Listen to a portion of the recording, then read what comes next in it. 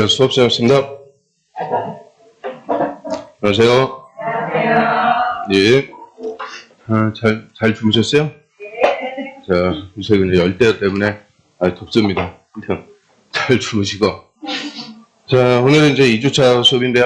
자, 오늘 도시군 관리 계획부터 해갖고, 용도 지역, 지구, 구역제 쭉 보겠습니다.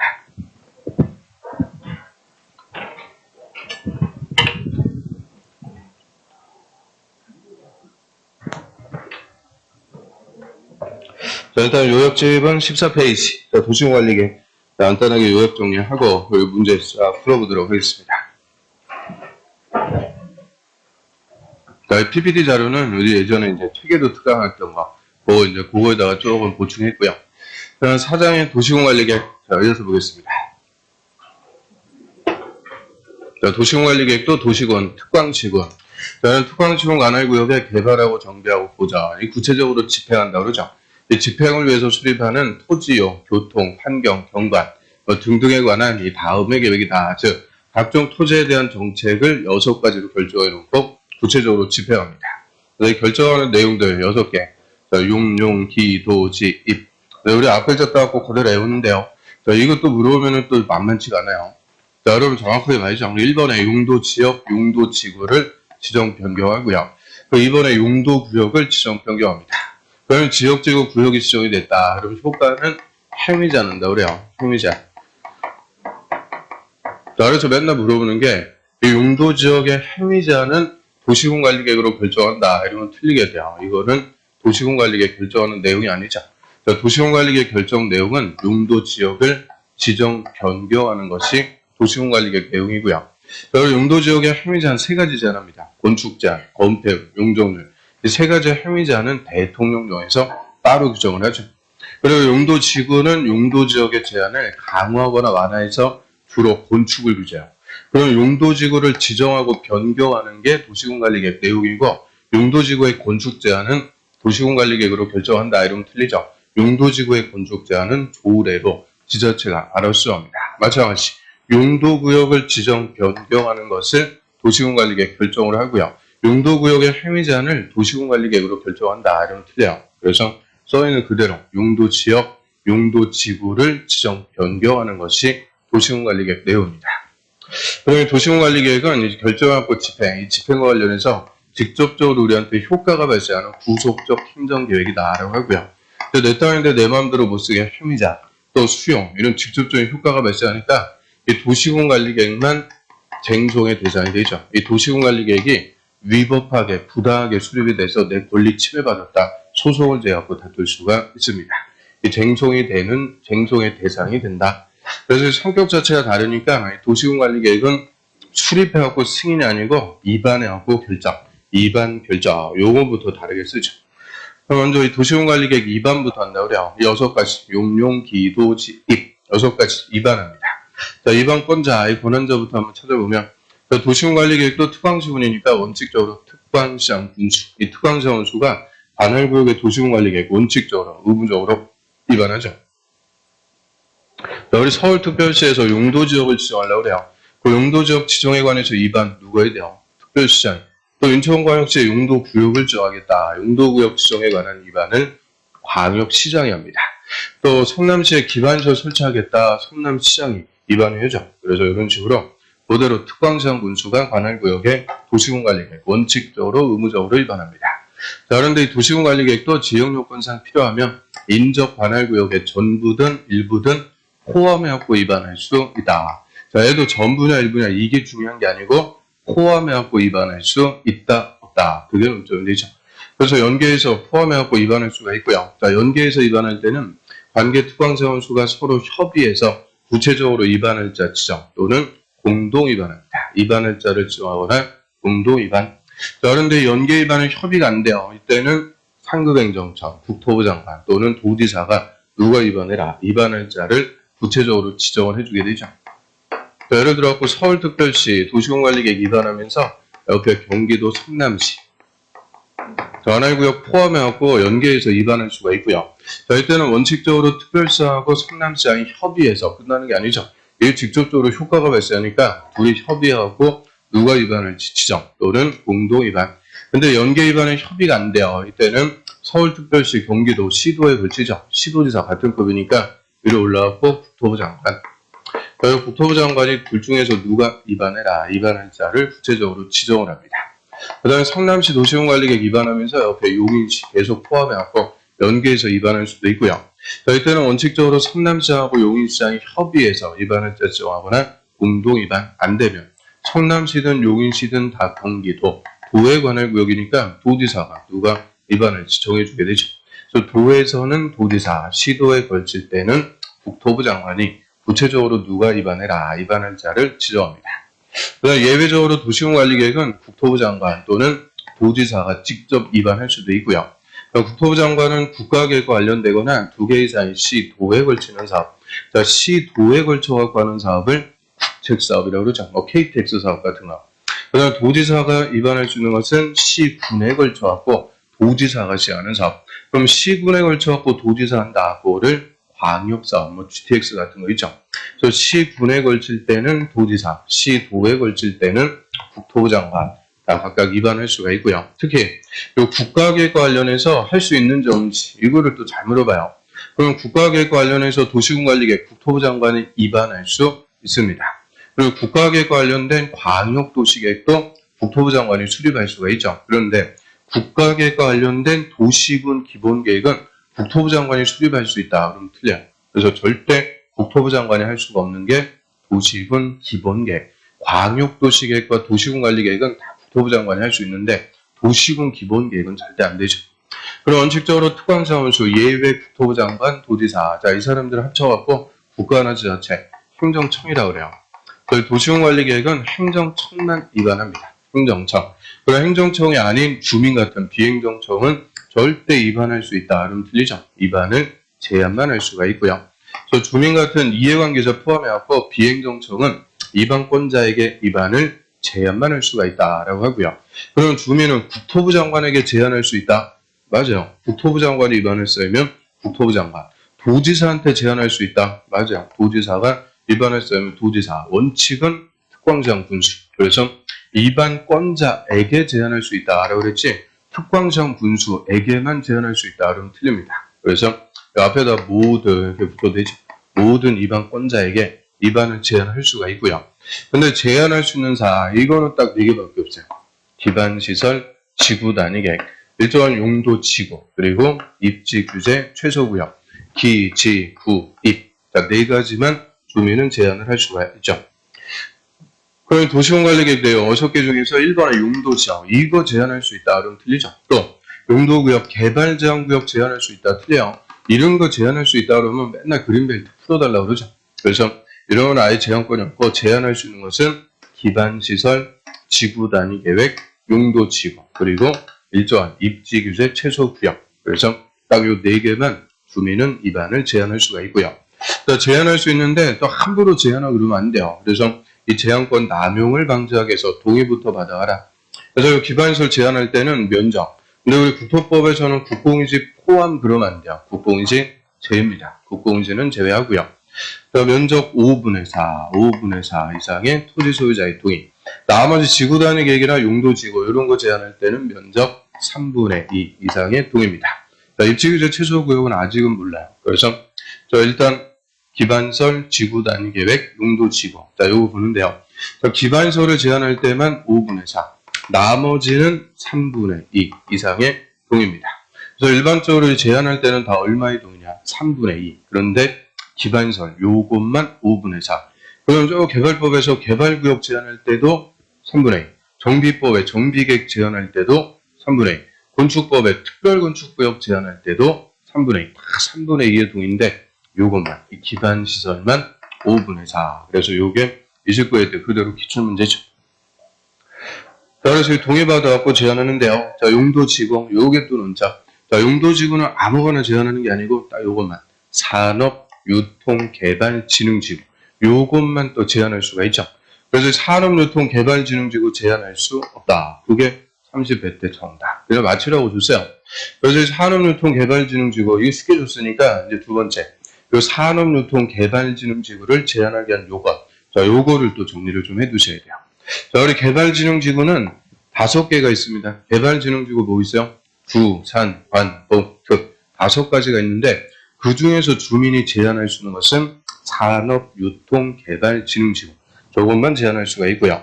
제한하기 위한 요건 면적 만 이상 3만 미만입니다. 그리고 대상 용도지역이 딱 3개야. 자연녹지, 계획관리, 생산관리지역. 이 3개 지역에서만 지정해주세요. 제한할 수가 있는데요. 그 중에서 이 계획관리지역이 전체 면적의 50% 이상. 이게 세 번째.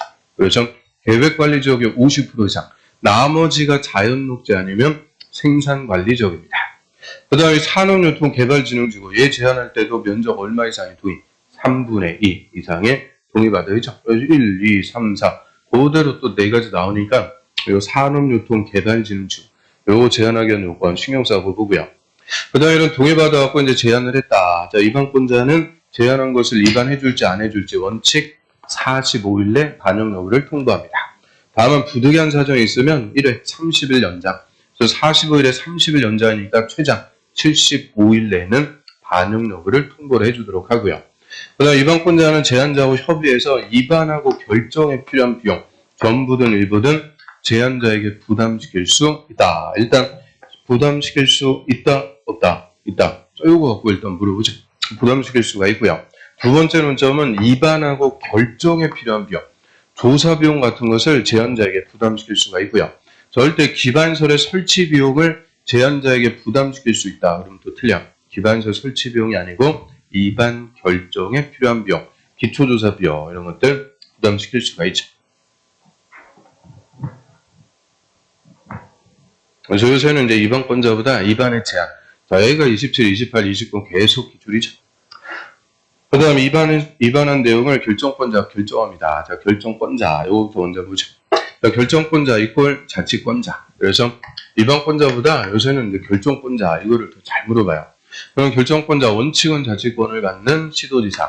또 도시공관리계획은 시도지사가 직접 또는 시장 군수 신청으로 결정한다. 그럼 시도지사가 직접 결정한다. 이 말의 의미는 시도지사가 입안했으면 시도지사가 직접 결정. 그래서 특별시장, 광역시장, 도지사는 입안해갖고 결정도 직접 합니다. 그리고 시장 군수 신청으로 결정한다. 이거는 누구예요? 도지사. 시장 군수는 입안해서 원칙적으로 도지사한테 신청. 도지사가 결정. 그런데 여기서 시장의 인구 50만 이상 대도시의 시장일 때는 직접 결정합니다. 그래서 원칙적인 결정권자는 시도지사, 대도시장이 되고요. 그 다음 2번, 3번, 4번 다 예외요. 그럼 먼저 시장하고 군수. 이 시장 군수는 원칙은 결정권 없죠. 시장 군수는 입안해서 도지사한테 신청. 그런데 시장 군수가 직접 결정할 수 있는 게 있죠. 시장 군수가 입안한 지구 단위 계획구역과 지구 단위 계획.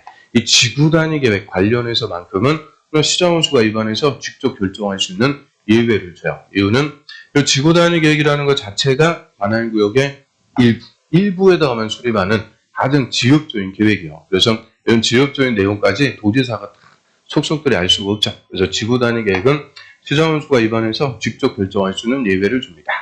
그 다음에 국토부 장관이 결정하는 사항 3개. 요거 아주 시험에 잘 물어보죠. 국토부 장관이 직접 입안한 것은 당연히 국토부 장관이 결정. 그 다음에 개발제한구역은 국토부 장관만 결정합니다. 개발제한구역을 소위 그린벨트라고 그러죠. 내 땅에 개발제한구역 지정됐다. 땅이 아니고 똥됩니다. 그래서 국민의 재산권의 규제가 제일 센 거니까 제일 높은 사람 국토부 장관만 결정하고요. 그 다음에 시가와 조정구역은 원칙은 시도지사. 시가가니까 시도지사. 예외적으로 국가계획과 연계해서 필요하면 국토부 장관이 직접 지정할 수도 있죠. 결정할 수도 있다. 그래서 이 3가지 경우에는 국토부 장관이 결정하고요. 그 다음에 수산자원보호구역은 수산자원이니까 해양수산부 장관. 하여튼 이 수산자원보호구역 관련해서는 권한자 무조건 누구냐? 해수부 장관이 하게 되고요.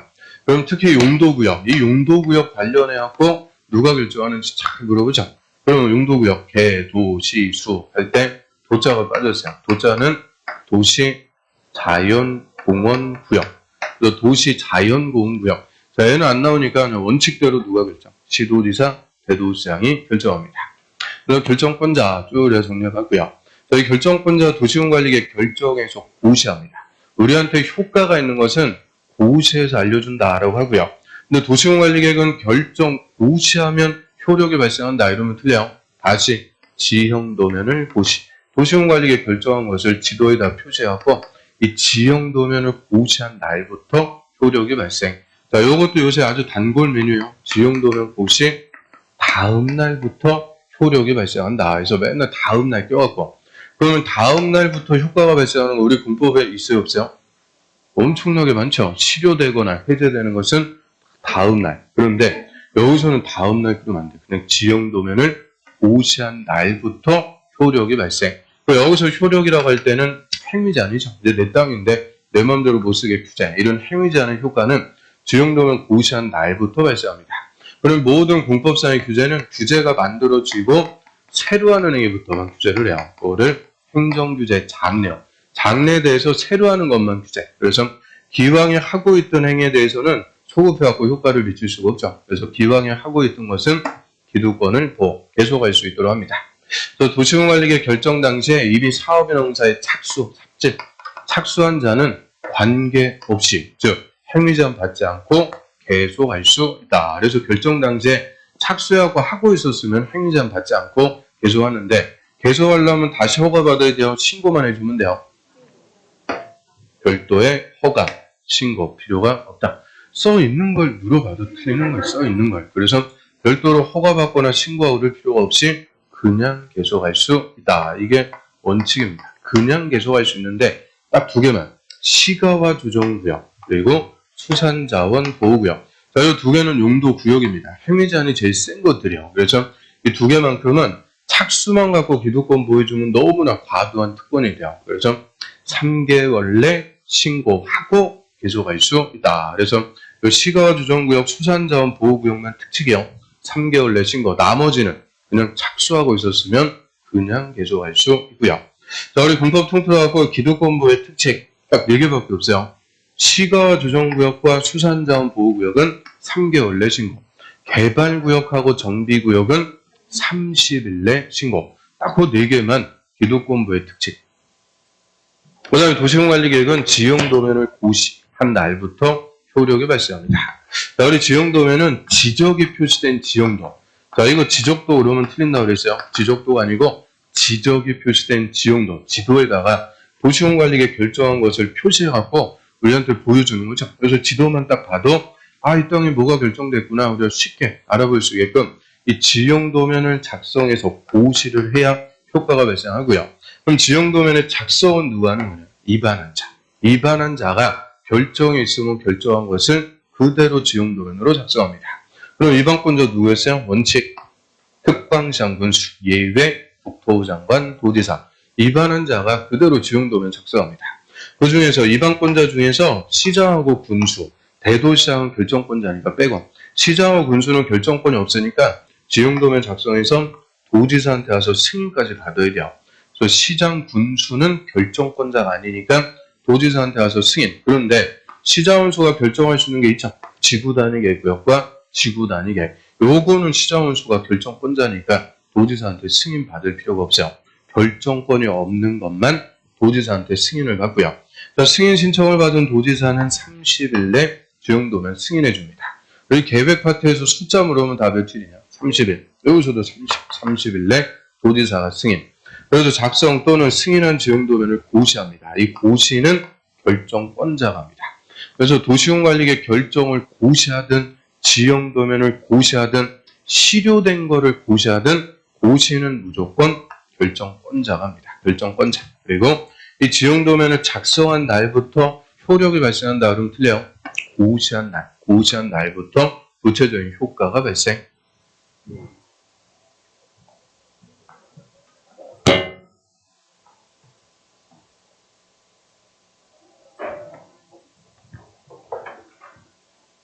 그 다음에 도시군관리계획도 한번 입안해서 결정 끝. 아니죠. 특방자원수가 5년마다 타당성을 더하고 계속적으로 붙여나가는 과정계획이 되고요. 그래서 수립기준은 국토부 장관이 정해줍니다. 그래서 항상 기준은 국토부 장관. 그래서 사유계획인 광역도시계획, 도시군기본계획에 부합해야 된다. 부합. 자, 이런 것들이 뭐 기준이고요. 그 다음에 도시군관리계획 입안해갖고 결정하는 절차 한번 보면, 자, 입안권자는 원칙적으로 특방, 시장, 군수.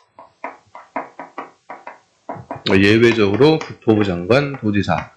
자, 입안권자 도시공관리계획 입안해요. 입안하려면 뭐 알아야 되니까 역시 조사부터. 그래서 관할구역의 인구, 경제, 사회, 문화 필수적으로 조사부터 합니다. 자, 요것도 광역도시계획 규정을 준용한다 그랬으니까 본칙 계획 3개가 다 똑같아요. 조사, 해야 된다. 필수. 자, 그런데 이 도시군관리계획부터 생략이 들어가죠. 경미한 사항일 때, 이때는 조사 생략할 수 있다. 경미하면은 다 생략이 바로 입안해서 바로 결정할 수 있게끔. 그럼 이게 첫 번째 논점이죠. 경미할 때 생략할 수 있는 것은 무슨 계획만? 도시군 관리계획. 절대 광역도시계획이나 도시군 기본계획은 생략이 없어요. 도시군 관리계획만 절차 생략이 들어가고요. 자, 여기서 경미한 사항, 이게 대통령령에서 쫙 열거되어 있는데 여기 딱 4개 정도만 정리하죠. 5근세축. 자, 여기 경미한 사항 1, 2, 3, 4. 그래서 5근세축. 5% 미만의 시설 부재 변경. 근소한 위치 변경. 세부 시설. 근소하다, 세부설이다. 이런 게 다 경미한 거니까 이런 거 읽으면 되고, 논점은 이거죠. 축자가 뭐냐? 축소. 뭐로 축소해요? 도시지역. 도시지역의 축소에 따른 용도지역 등의 변경. 도시지역은 개발 목적의 용도지역인데 도시지역을 축소한다는 건 개발 안 하고 보존한다. 그래서 이 도시지역 축소에 따른 용도지역 등의 변경은 경미한 사항으로서 다 생략할 수 있습니다. 그래서 5근세축. 자, 그러면 경미한 사항이 아니면 조사해야 돼요. 이 조사할 때 환경성 검토, 토지적성 평가, 재해, 취약성 분석. 그래서 도시군관리계획은 조사할 때 3개가 들어야 돼요. 환경성 검토, 토지적성 평가, 재해, 취약성 분석. 특히 토재. 자, 요거는 기본계획하고 똑같아요. 몇 년 내에 쓰면? 5년 내에 쓰면은 또 할 필요는 없다. 생략할 수가 있고요. 그래서 환토재 포함해갖고 조사하는데, 자, 그런데 기초조사하고 환토재, 이 기초조사 등을 또 생략할 수 있는 경우가 있죠. 입안하려는 지역의 도심지에 위치할 때, 도심지는 한마디로 무슨 지역이냐? 상업지역. 상업지역이거나 개발이 끝나고 나대지가 없을 때, 그럼 개발이 끝나고 나대지가 없다 이 말은 건물 다 지어갖고 개발이 끝났다 하기죠. 그래서 개발이 끝난 곳이니까 기초조사하고 토지적성 평가하고 이런 것도 할 필요가 없다. 그래서 도심지거나 나대지가 없는 등 일정한 경우에는 기초조사하고 환토지 요거 생략할 수가 있고요. 그래서 요거 구분해야 돼요. 경미한 거는 기초조사뿐만 아니라 주민의견, 지방의견, 협의심의 모든 도시군관리계획 절차를 딱 생략할 수가 있는 거고요. 기초조사하고 환토제를 생략할 수 있는 것은 도심지거나 나대지가 없을 때, 이런 때는 기초조사 이런 거 생략할 수가 있죠. 그 다음에 또 주민의 의견 듣습니다. 자, 여기서 주민의 의견 청취. 공청회 그러면 틀려요. 이거는 직접적으로 구속력이 있는 계획이니까 입안하고자 하는 사항을 2개 이상 일간신문에 공고하고 연락. 직접적으로 어떤 사항을 입안하고자 하는지 우리한테 공람 다 보여주는 거예요. 여기서 열람기간 며칠 이상? 14일 이상. 그래서 공청회를 하든 공고 열람을 하든 이 주민의 의견 청취에서 숫자는 14일입니다. 그럼 열람기간 14일 내 의견 있는 주민은 의견서를 작성하고 제출합니다. 그래서 서면을 작성해서 제출하니까 직접적인 의견 청취라고 하고요. 다만 주민의 의견 청취도 공람시킬 수 없는 국방상, 안보상, 기밀 또는 경미한 사항일 때, 이때는 생략할 수가 있고요. 여기서 경미한 사항도 보겠어요? 5근세축 똑같이 가는 거예요. 여기서는 기밀일 때도 생략할 수가 있다. 그런데 이게 또 장면 기출이죠. 기밀은 아무거나 기밀이 아니에요. 누가 요청할 때만 장관, 관계 장관이 요청하는 것만 기밀로서 생략할 수가 있고요. 그 다음에 주민의 대표, 지방의 의견도 다 들어야 돼요. 그럼 주민의 의견 직접 들었는데 지방의 의견을 또 들어라. 이거는 중요한 거다. 그 얘기입니다.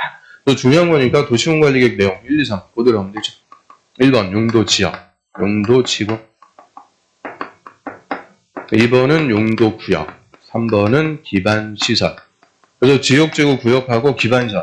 여기서 기반시설은 광역시설 같은 큰 거 얘기해요. 돈 많이 들어가는 큰 거. 그래서 자, 요 사항에 관해서 입안할 때만 지방의 의견 듣습니다. 그럼 반대로 개발사업이나 정비사업 또는 지구단위계획 이런 거 입안할 때는 지방의 의견 안 듣는다. 얘기죠. 그래서 지방의 의견은 지역지구 구역과 시설에 관해서만 듣습니다. 다음은 이것도 역시 경미하면은 다 생략할 수 있어요. 경미한 사항일 때 생략할 수 있다. 그래서 원칙은 조사, 의견 들어갔고 입안. 자, 입안권자 입안했어요. 이건 어디까지나 계획 안밖에 안 돼요. 입안한 것을 확정하는 게 결정이죠. 결정권자, 결정. 그럼 결정권자 원칙. 시도지사 또는 대도시의 시장. 시도지사나 대도시장이 원칙적으로 결정. 근데 예외적으로 지구 단위 계획은 시장 군수가 결정. 개발지향구역 같은 것은 국토부 장관. 수산자원보호구역은 해수부 장관. 그래서 결정권자가 이 사람들이고요. 결정권자 결정할 때 절차, 협의하고 심의, 고쳐갖고 결정합니다. 그래서 절차 이거 뭐 애우고 그럴 필요는 없다 그랬는데요. 요거는 좀 구분해야 돼요. 협의하고 심의는 입안할 때 하는 게 아니고 뭐 할 때 하는 거예요? 결정권자 결정할 때 협의하고 심의, 고쳐갖고 결정하고요. 국토부 장관이나 해수부 장관은 협의, 심의 앞에 다 중앙자 붙여주는 거예요. 중앙행정기관의 장하고 협의, 중앙도시개균의 심의, 중앙자 붙이고요. 나머지는 지방하고 협의하고 심의합니다. 그런데 이 협의하고 심의 이것도 역시 생략할 수 있죠. 국방상, 안보상, 기밀 또는 경미한 사안일 때 이때는 생략할 수 있다. 그래서 이 경미함은 그냥 다 생략이요. 바로 입안에서 결정. 기밀을 지킬 필요가 있을 때 생략할 수 있는 것은 국민 의견 청취하고 협의하고 심의. 그래서 여기서 작년에 정답 나왔죠. 기밀은 장관이 요청하는 것만 기밀입니다. 그럼 원칙은 협의, 심의 거쳐갖고 결정권자 결정 사인하고요. 결정한 것을 관보나 공보에 고시까지는 결정권자가 합니다. 그리고 결정권자, 국토부 장관, 도지사는 결정한 것을 다시 특광사원수한테 송부, 사인한 거를 송부해요. 그럼 송부받은 특광사원수가 우리한테 도시공관리계획 이렇게 결정됐습니다. 결정된 내용을 열람, 보여주게 돼요. 그래서 열람은 특광시장 군수가 합니다. 특광장 군수. 여기서 열람기간 며칠이자? 무제한. 그래서 도시공관리계획 효력이 있는 한 계속 열람. 내 땅에 어떤 제한 받습니까? 보여달라고 그러는데 안 보여주면 알 권리 침해. 그래서 도시공관리계획은 효력이 있는 한 계속적으로 열람해요. 그래서 국토부 장관, 도지사가 결정 고시하고 직접 우리한테 열람시킨다 이러면 틀려요. 열람은 특광시장 군수. 그 다음에 결정 고시하면 효력이 발생하는 게 아니고 지형도면을 고시한 날부터 구체적인 효력, 행위제한이라는 효과가 발생합니다. 그래서 도시공관리계획도 이제 간단하게 우리가 요약 정리할 수가 있고요. 그럼 이제 결론이요. 이 도시공관리계획 입안에서 결정. 뭐 하려고 입안에서 결정이요? 입안 결정하는 목적. 항상 뭐 하는지는 모르는 거죠. 그래서 입안에서 결정 6개 합니다. 6개. 네. 6개. 용, 기, 도, 지, 입. 6개를 입안에 갖고 결정하는 거죠. 그럼 용도지역을 지정하려면 어떻게 돼요? 입안에 갖고 결정. 용도지구를 지정하려면 입안에 갖고 결정. 용도구역을 지정할 때도 입안에서 결정. 기반서를 설치할 때도 입안에서 결정. 이 6개를 입안에 갖고 결정을 해요. 그런데 1번하고 2번 용도지역, 용도지구, 용도구역. 이 중에서 도시공관리계획 결정 없이도 지정되는 특례가 있는 게 딱 하나가 있죠. 그럼 도시공관리계획 절차의 특례, 즉 도시공관리계획 결정 없이 지정되는 것은 뭐만? 용도지역, 용도지역만 절차의 특례가 있습니다. 용도지구, 용도구역은 절차의 특례가 없죠. 무조건 도시공관리계획 입안 결정에서 정하고요. 용도지역만 절차의 특례가 있어요. 무슨 특례가 있어요? 매립제 특례, 구역 등의 특례. 이게 다 용도지역 지정 절차의 특례다라고 하고요. 즉 도시공관리계획 입안 결정 안 하고도 용도지역이 지정되는 경우가 있죠. 자, 먼저 매립지, 공유수면 바다입니다. 바다를 메꿔갖고 새 땅을 만들었다. 이런 매립지의 특례.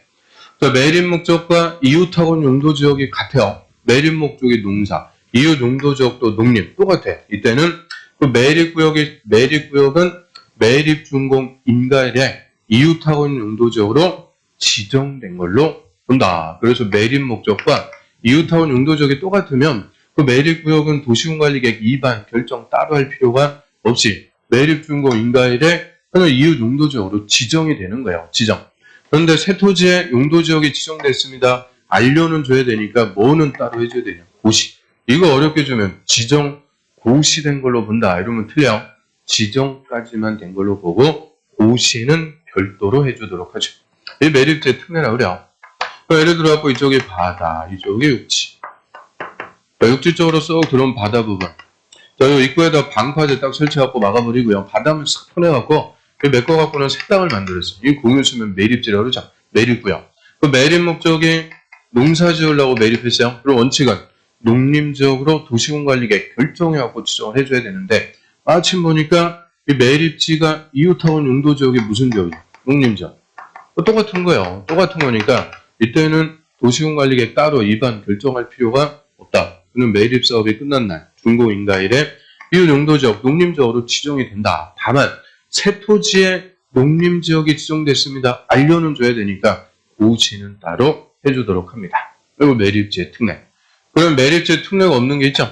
매립 목적과 이웃 용도지역이 달라요. 또는 매립구역이 2개 이상의 용도지역에 걸쳐 있다. 이때는 그런 원칙대로 도시공관리계 결정해서 매립지의 용도지역을 지정을 해줘야 돼요. 그럼 매립 목적은 농사인데 이웃하원 용도지역을 보니까 도시지역이에요. 극단적으로. 그럼 도시지역은 개발이니까 매립 목적과 이웃 용도지역이 다르죠. 이때는 원칙대로 도시공관리계 결정해서 농림지역으로 지정을 해줘야 돼요. 또 매립지가 1개가 아니고 2개 용도지역에 걸쳤다. 이때도 원칙대로 도시공관리계 결정해서 농림지역으로 지정합니다. 그래서 이 매립지의 특례는 2가지 요건을 갖춰야 돼요. 첫 번째, 매립지가 1개 용도지역하고 이웃, 매립 목적과 이웃학원 용도지역이 같을 때, 이때만 지정된 걸로 본다. 특례가 있죠. 그 다음에 2번째, 이제 구역 등의 특례. 이 다른 법에서 토지를 이용 개발하기 위해서 구역이 지정이 되죠. 그 구역의 성격에 따라서 용도지역이 결정 고시가 됩니다. 먼저 도시지역으로 결정 고시된 걸로 본다. 도시지역이라는 용도지역은 개발 목적의 용도지역입니다. 그래서 다른 법에서 이 개발을 하기 위한 구역이 지정이 되면 자동 도시지역으로 결정 고시까지 다 된 걸로 봅니다. 이게 매립지하고의 본질적 차이점. 매립지는 지정 고시된 걸로 본다. 이러면 틀려요. 지정 결정만 된 걸로 보고 고시는 따로. 그런데 요거는 결정 고시까지 일체 도시공관리계획 절차가 다 그 의제가 되죠. 그래서 도시적으로 의제되는 거 먼저 항만구역, 항구, 인천항, 부산항 이런 항구를 건설하기 위해서 지정하는 구역을 항만구역, 항만구역으로서 도시지역에 연접한 공유수면 앞바다. 그다음 2번째 어항구역, 어항구역은 어선이 들락거리는 조그만 규모의 부도, 속초항 이런 거. 어항을 건설하기 위해서 지정하는 어항구역으로서 도시지역에 연접한 공유수면. 그러면 1번하고 2번 뒤에 말이 거의 같죠? 항만구역, 어항구역으로서 도시지역에 연접한 뭐가? 공유수면. 이 공유수면을 도시적으로 결정고시된 걸로 본다. 또 예를 들어서 이쪽이 바다, 이쪽이 육지. 그러면 육지 쪽으로 쏙 들어온 부분, 이런데 항구를 건설하기에 유리한 거예요. 그래서 항구 같은 거 건설하기 위해서 자, 이 일대가 항만법의 항만구역으로 지정이 돼요. 여기에 무슨 항구를 건설합니다. 항만구역으로 지정. 그럼 토지는 당연히 개발할 땅이니까 무슨 지역이냐? 도시지역. 이게 전제 조건. 항만구역으로서 도시지역에 연접한 뭐가? 공유수면. 요 앞바다. 요거까지 다 무슨 지역이 된다. 도시지역으로 결정 고시된 걸로 봅니다. 이유는 우리가 항구를 건설하는데 땅에다 건설하는 게 아니고 바다에다가 방파제부터 시작해갖고 배들 들어와서 정박할 수 있는 저반시설 다 바다에다 세멘트 부어갖고 개발을 시켜줘야 되니까 항구를 건설하기 위해서 바다까지 다 개발. 그래서 이 앞바다까지도 도시적으로 결정고시가 됩니다. 그래서 조심할 거는 항만구역, 어항구역이 도시지역이 된다고 틀린다고 그랬어요. 항만구역, 어항구역으로서 도시지역에 연접한 뭐가? 공유수면. 공유수면을 도시적으로 결정고시된 걸로 봅니다. 그 다음에 산업단지 줄여갖고 산단. 예전에는 공단이라고 그랬죠. 공단. 대규모 공업적 공장들 밀집해갖고 공업적으로 개발을 하는데요. 산업단지 중에서 3개요. 국가, 일반, 도시, 첨단 산업단지. 이 3개 산업단지가 지정되면 공업적으로 대규모 개발. 그러니까 개발할 것 도시적으로 결정고시 되는데 다만 뭐는 농공단지. 얘 아주 그냥 단골 메뉴죠. 농공단지는 도시적으로 의제되지 않는다. 그래서 농공단지 얘는 이름대로 뭐야? 농촌에다가 소규모로 공장 짓는 거예요. 농촌에다 공장 짓는 거지 대규모 도시적으로 개발하고 그런 거 아니죠. 그래서 농공단지는 도시적으로 의제되지 않습니다. 그 다음에 택지개발지구, 택지개발지구 이꼴 뭐하는 것? 신도시, 신도시 개발. 그럼 택지개발지구하고 똑같은 게 뭐예요? 도시 개발구역. 그럼 도시개발법에 도시개발구역도 신도시개발. 그래서 택지개발 지구든 도시개발구역이든 다 지정되면 도시적으로 결정고시가 됩니다. 그 다음에 전원개발사업구역, 얘는 뭐를 개발하는 거예요? 전원, 현계원천, 발전소입니다. 발전소를 건설해서 개발할 것. 그런데 또 발전소 중에서 또 뭐는 제외냐? 수력발전소. 요거는 또 왜 수력발전소는 제외요? 수력발전소는 어디에 있다? 댐 주변, 소양강 댐 이런 데는 수자원, 자연환경 보전적이 되는 거고 도시적이 될 이유가 없죠. 그래서 수력발전소 빼고 원자력발전소, 화력발전소 이런 거대한 발전소를 건설해서 개발할 것. 그럼 얘들 다 이름에 뭐가 들어오는 거예요? 개발할 곳이니까 도시적으로 결정고시가 된다. 그래서 크게 5개입니다. 항어, 산택전, 항어, 산택전 1, 2, 3, 4 잘 물어볼 수밖에 없죠. 논점들도 많고요. 그 다음에 두 번째, 관리지역에서의 특례요. 우리 관리지역은 그냥 관리만 하고 있는 것, 임시적인 용도지역이라고 그래요. 임시적. 그러니까 관리만 하고 있었는데 여기서 목적이 확정됐다. 그러면 이제 용도지역이 바뀝니다. 관리지역에서 농업진흥지역이 지정돼 있어요. 우리 저번 주에 배웠네요. 농업진흥지역, 농지법에서 누가 지정해요? 어제 한 것도 모르는데 뭐 저번 주까지 시도지사가 지정하죠. 절대 농지라고 그래요. 집단화된 농지. 그래서 농사 목적 딱 확정돼 있으니까 이제 관리지역이 아니고 무슨 지역이요? 농림지역으로 바뀝니다. 관리지역에서 농업진흥지역이 지정이 되면 농림지역이 된다. 그 얘기고요. 그 다음에 관리지역의 산림에 보전산지가 지정이 돼요. 보전산지는 보존할 산림, 임야죠. 그럼 보전산지는 고시에서 구분해주는 바에 따라 농림 또는 자연환경 보전지역으로 결정고시 된 걸로 본다. 이유는 이 보전산지는 종류 자체가 2개요. 임업용 산지라는 게 있죠. 자, 임업용 산지, 뭐 대표적으로 채종림 같은 거. 이런 임업용 산지는 임업을 위해서 보존할 산림이니까 임업용 산지가 지정됐다. 그럼 무슨 지역이에요? 농림지역. 그런데 공익용 산지라는 게 또 있죠. 공익용 산지는 휴양림 같은 거. 이거는 공익을 위해서 보존할 산림. 공익용 산지일 때는 무슨 지역이에요? 자연환경 보전적으로 각각 결정고시가 돼요. 그래서 임업용, 공익용 이거는 보전산지 정할 때 산지관리법에서 구분하고요. 그 국토법은 알 수가 없어요. 그래서 국토법은 결론. 보전산지는 고시에서 구분해주는 바에 따라 임업용으로 구분했으면은 농림지역이 되는 거고 공익용으로 구분했으면 자연환경 보전적으로 각각 결정고시가 됩니다. 그러면 농지법에 따른 농업진흥적으로 지정고시 되면 농림적으로 결정고시 된 걸로 본다. O, X. X죠. 관리지역에서. 이거 빼면 틀려요. 그래서 그냥 농업진흥적 지정했다고 농림지역이 되는 게 아니고 무슨 지역에서? 관리지역에서의 특례입니다.